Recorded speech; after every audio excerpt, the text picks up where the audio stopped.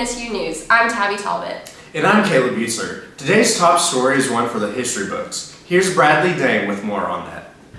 I'm here at the Thomas C. Rousey baseball field where last month the NSU baseball team pitched their very first no-hitter. That's a big deal, and here's why. NSU pitcher Ben Strom struck out 10 batters over 7 shutout innings. He threw perfect innings in the 4th and 6th. This was NCAA Division II's first ever no-hitter. It's a lot on the pitcher, and throwing good pitches, but it's also on your outfield. Good communication and just good skill in general. Strom has registered 20 strikeouts over his last 15 innings, each of those scoreless frames. So that's the goal, is to not allow any hits, but that usually doesn't happen. So it's a rare achievement. At the end of this victory, the Riverhawks were at 6 wins to 3 losses overall and a perfect 3-0 at home. Riverhawks baseball making history. That is certainly something to be proud of. NSU juniors have reached the moment to enroll for their senior year. Caleb Buetzler caught up with a few who are ready to start their final year. Hello everyone, I'm Caleb Buetzler reporting live with TNE News. I'm here at the University Center interviewing juniors that are applying for their senior year. We're going to be taking a look at their lives from now until they graduate to figure out what they're up to and what they're doing after college. My name is Madison Harrison and I graduated from Glenpool, Oklahoma. I came along with the best friend that I knew since preschool, so my transition was easier than most because I had her along the way. New town, new friends, but I had my best friend with me, so in a way it was easier on my part. We roomed together, we spent a lot of our time together. I didn't meet very many people because I had that best friend, so that would be my only downfall. Michelle Holloman, graduated from Stillwell High School. Stillwell's pretty small, and she's like pretty small too for college. So at Stillwell we knew everybody, everyone knew each other. I think here it's pretty similar, like you see someone, probably 10 people going just to class, you're like, hey. So I think it's comfortable and I like it. Adam Rigney, I graduated from Fort Gibson. Well, I'm not a big fan of like trying to grow up and get out of here and graduate and start the real world, so I'm a little bit anxious about it, but I'm ready. I'm confident that I'm ready to graduate, but I don't want to grow up, so. For more information, you can always go to our website at nsunews.com or follow us on Instagram and Twitter at tnenews.com. We're going to be following these juniors that are applying for senior year all the way up until fall and when they graduate. I'm excited for you to learn more. I'm Caleb reporting live with TNE News. What an exciting time for these students. Now we'll take a short break. Stay with us. I am ABC.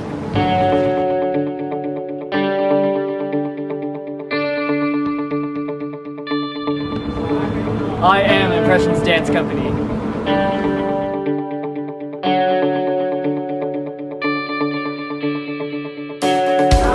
I am Stonewall Quality Alliance. I am NSGA.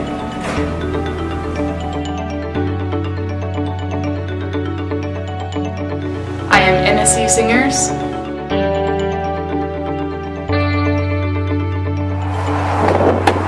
I am Athletics. We are NSU.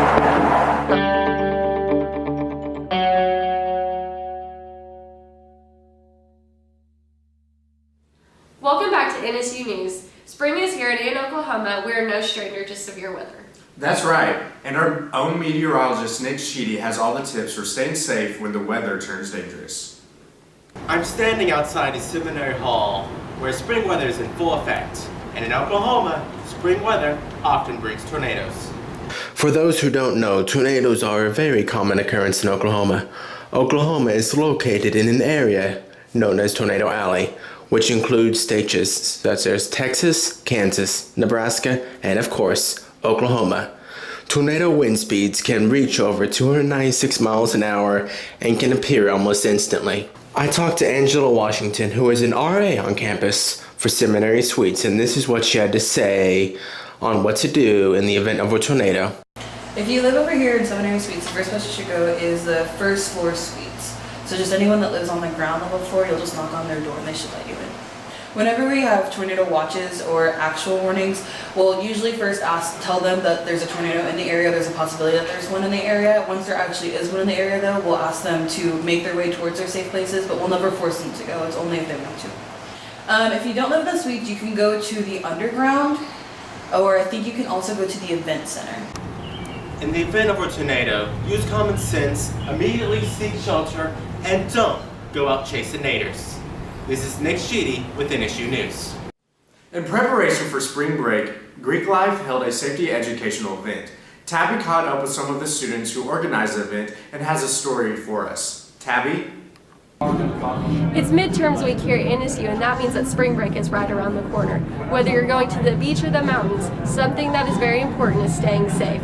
I'm here with Panhellenic and IFC, where they're about to educate Greek members on how to do that.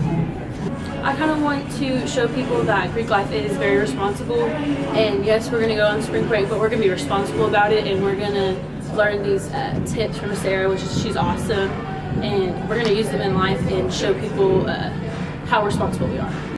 Through a variety of activities, Greek Life educated members about alcohol, drug, sex, and stranger danger safety. So right behind me is the drunk trike, so you're going to have drunk goggles on and you're going to try to get through the obstacle course. And I thought it was pretty easy, and then I did it and it is not easy. And then we also have the ecstasy goggles over in the corner, and you're going to put them on and try to pick up your keys and pick up your phone and walk a straight line, and it is so hard. And then we're doing a pour challenge, which is like to teach people how much you think a shot is probably like 4 shots, like what the real ratio of what your alcohol you were drinking is. Remember, when you go out for spring break, be safe. With NSU News, I'm Tabby Talbot. It's good to see awareness being raised to keep spring break both fun and safe. And it's impressive to see NSU students organizing these kinds of events too. Now let's head over to the sports desk with Bradley Dane for the latest on Riverhawks athletics. Riverhawks sports are in full swing, and NSU softball fought hard against Emporia State on the 28th, but was unable to overcome a late deficit, with the score ending 3-4, but bounced back and won 4-3 in the second series over the Hornets. Next up for the Riverhawks is Lincoln on March 30th. Stay up to date with all sports at GoRiverhawksGo.com. Now back to Tabby. Thanks for the update, Brad. I'll have to make sure and catch an upcoming game. Now let's go to the meteorologist, Nick Sheedy, with the full weekly forecast. Thanks guys. As usual, April's looking rainy with highs reaching in the upper 70s and lows falling to the mid to upper 30s, with gardeners eager to get their crops in the ground. Be sure to watch for light frost. Here's a look at the weekly forecast. Back to you guys. The recent rains have been nice, but make sure to stay safe in the case of spring weather. That's right, and make sure to pack an umbrella before heading to class. All of us here at NSU News hope your spring break was great and look forward to the remainder of the semester. For NSU News, I'm Tabby Talbot. And I'm Caleb Buechler. Make sure to stay up to date by following NSU News on Facebook, and have a great day.